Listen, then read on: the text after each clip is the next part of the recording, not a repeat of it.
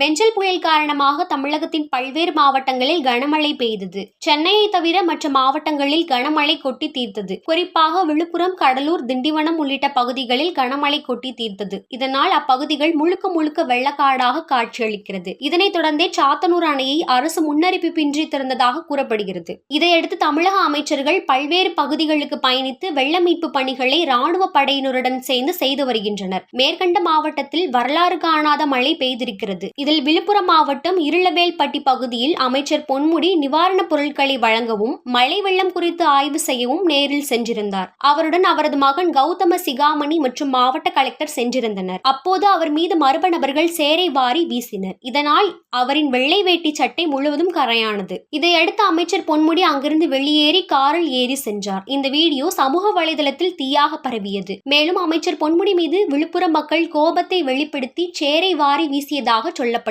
அது மட்டுமல்லாமல் இது பொன்முடிக்கான கர்மா என்று எல்லாம் கூறப்பட்டது. காரணம், பொதுமக்களுக்கு உரிய வகையில் மரியாதையை கொடுப்பதில்லை என்றும் இவர் இப்படியே மூன்றால் காட்டி வருகிறார் என்றும் சில கருத்துகள் முன்வைக்கப்பட்டது.